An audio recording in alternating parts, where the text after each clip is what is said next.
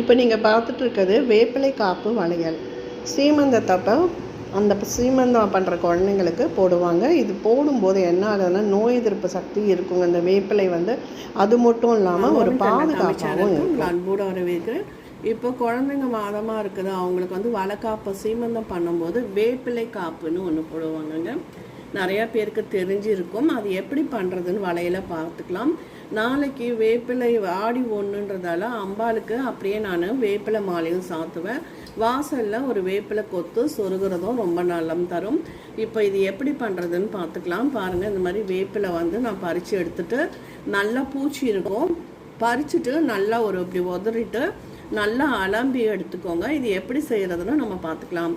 இப்போ இந்த மாதிரி எடுத்துட்டோம் இல்லைங்களா, இந்த வேப்பிலையை அப்படியே எடுத்து உருவி எடுத்துருங்க. உருவி எடுத்துட்டு இந்த கொம்பு தான் நமக்கு தேவைப்படும்.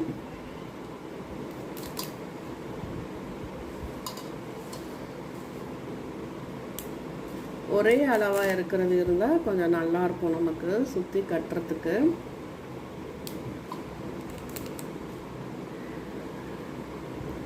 இந்த மாதிரி அதில் இருக்க இலைகள் எல்லாம் உருவிடுங்க. இந்த இலை வேஸ்ட் ஆகாது. நான் அம்பாளுக்கு மாலை கட்டிடுவேன். அதில்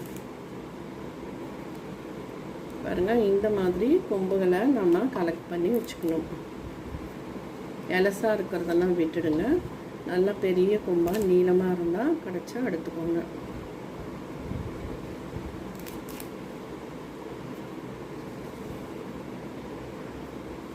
இந்த காப்பு போடும்போது அந்த சீமந்தம் வர குழந்தைங்களுக்கெல்லாம் அம்பாலே கூட இருக்கிற மாதிரி எந்தவித நோயுடையும் அண்டாதுங்க.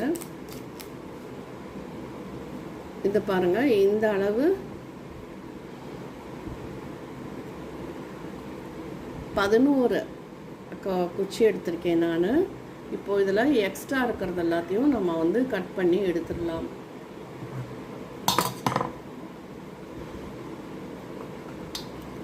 சீமந்தம் பண்ணும்போது இந்த வளையல் போட்டுக்கோங்க.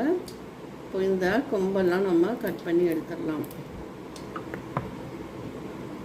இதை பாருங்கள், கட் பண்ணி எடுத்ததை நம்ம அப்படியே வளைச்சி இப்படியே நூல் வச்சு சுற்றிட்டு வரணும். ஒன்று இந்த மஞ்சள் நூல் இருந்தால் மஞ்சள் நூல் எடுத்துக்கோங்க. அப்படி இல்லைன்னா இந்த நூலில் நம்ம கட்டிட்டு அதுக்கப்புறமேல் மஞ்சளில் நனைச்சிக்கலாம். அதுக்காக தான் நான் இங்கே மஞ்சள் எடுத்திருக்கேன். இப்போது இந்த நுனியெல்லாம் நம்ம கட் பண்ணிட்டோம். அப்போ தான் நமக்கு இப்படி வளைச்சி கட்டுறதுக்கு ஈஸியாக இருக்கும். இல்லைன்னா 1-2 வெளியில் வந்துடும். அதனால் நல்லா எலசாக அந்த சைடில் இருக்கிறது எல்லாத்தையும் கரெக்டாக நீங்கள் கட் பண்ணி எடுத்துக்கோங்க. திக்காக இருக்கிறதெல்லாம் கட் பண்ணி எடுத்துட்டோம்னா நம்ம வளைக்கும் போது ரொம்ப ஈஸியாக இருக்கும். இப்போ பார்த்தீங்கன்னா இதுக்கு 2 பேர் இருந்தால் நல்லா வசதியாக இருக்கும். இப்போ பாருங்கள், இந்த இடத்துல நான் ஆரம்பிக்கிறேன்.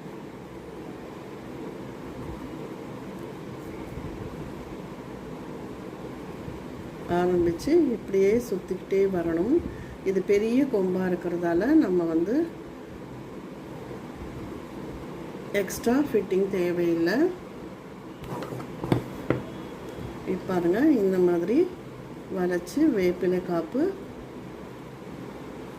கட்டிட்டு வரணும். இது பாருங்கள், ஒவ்வொருத்தர் ஒவ்வொரு மாதிரி கட்டுவாங்க. இப்படி வளைச்சிடும். அந்த குழந்தைங்க சைஸுக்கு ஏற்ற மாதிரி இப்படி நம்ம வளைச்சிடணும். அங்கங்கே உங்களுக்கு இந்த வேப்பிலை கொம்பு தெரிகிற மாதிரி நம்ம சுற்றிட்டு வரணும். பாருங்கள், நடுவில் கொஞ்சம் கொஞ்சம் அப்படியே உங்களுக்கு வேப்பிலை கொம்பு தெரியுது.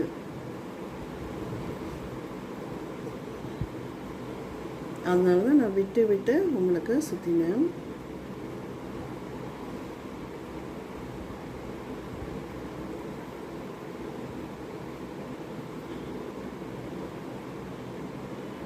பாருங்கள், இந்த மாதிரி இப்படி மாதிரி காப்பு வரும். நான் சுற்றிட்டு காமிக்கிறேன் உங்களுக்கு. அதனால தான் வீடியோ கட் பண்ணாமல் நான் ஃபுல்லாக காமிக்கிறேன்.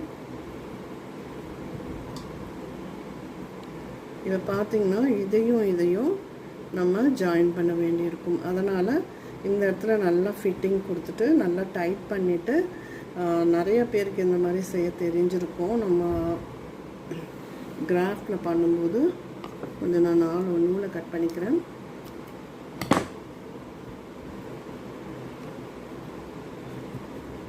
நல்ல வளையல் ஷேப்புக்கு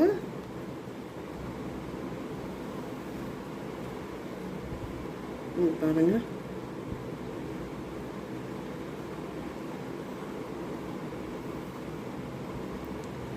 திக்காக இருந்தாலும் பரவாயில்ல, அந்த சைடு அவங்க வளையல் போடும்போது நல்லாயிருக்கும் உங்களுக்கு. இல்லாட்டினா டக்குன்னு போடுற நேரம் வந்து வந்துடும்.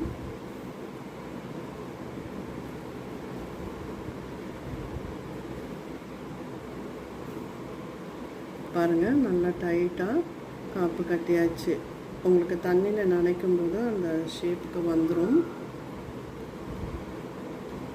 இந்த இடத்துல மட்டும் நல்லா திக்காக இருக்கணும். ஏன்னா அவங்களுக்கு வந்து இங்கே தானே நம்ம ரெண்டுத்தையும் ஜாயின் பண்ணியிருக்கோம். அதனால் பார்த்திங்கன்னா உள்ளே விட்டுட்டு நல்லா இதில் நம்ம வந்து ஒரு முடிச்சு போட்டுக்கலாம்.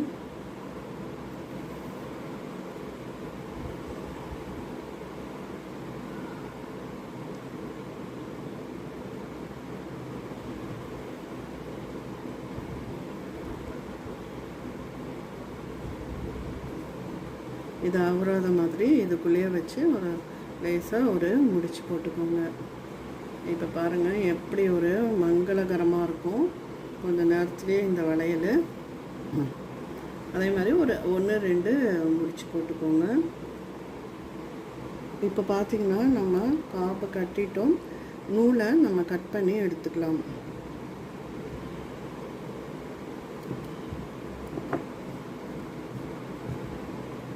இப்போ பார்த்திங்கன்னா இங்கே வளையல் ரெடியாக எடுத்து கொஞ்சம் அப்படியே ஷேப் கொடுத்துக்கோங்க. பாருங்கள், இந்த இடத்துல கொஞ்சம் அழுத்த கொடுத்துக்கோங்க.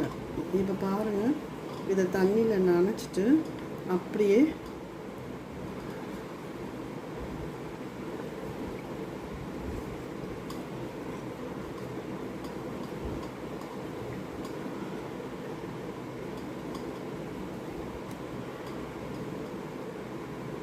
ரெண்டு வளையல் செய்யணும். நான் ஒன்று தான் செஞ்சு காமிச்சிருக்கேன். பாருங்கள், குழந்தைங்களுக்கு உங்களுக்கு வேப்பிலை காப்பு ரெடி ஆகிடுது.